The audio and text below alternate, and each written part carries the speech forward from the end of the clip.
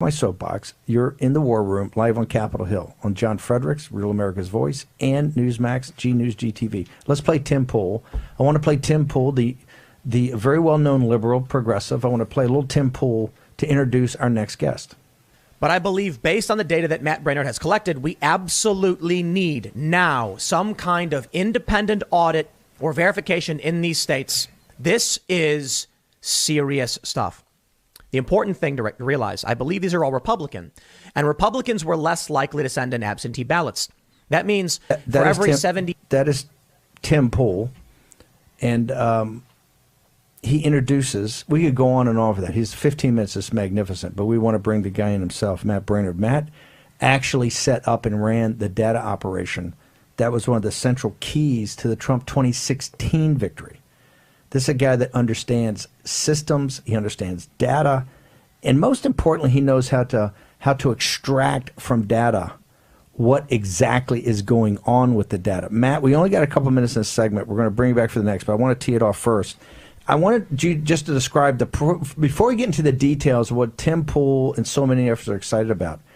What have you been doing post November 3rd to work through and try to help the American people understand what went on?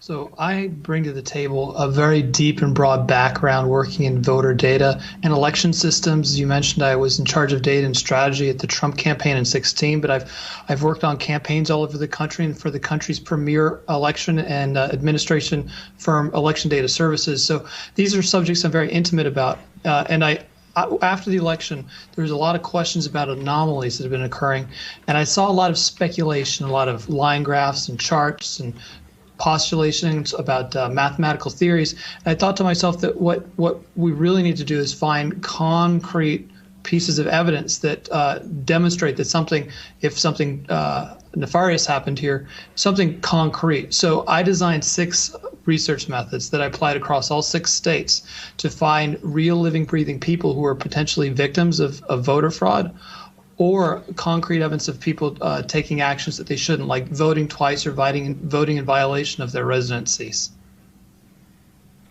And how did you staff that? How did you pull together? You had the theory of the case, and you went to the 6 states, and you knew what you want to accomplish. How did you staff it, and who did you staff it with? What were their qualifications? Well, first, this was a very expensive process. We spent about $190,000 on data, about $400,000 on phone calls through call centers. And what I did was I pulled back together my same team from 2016, the Trump campaign, who have a very good understanding of the subject matter. We set up a headquarters. We expanded our internal call center. So I went back to the same people that helped, that I knew I could count on for before to build the core parts of my team, along with many of the same vendors. In fact, all the vendors that the campaign had used in the past, both for data and for call centers. And thankfully, we crowdfunded and we were able to raise the amount of money we needed to pay for this very quickly.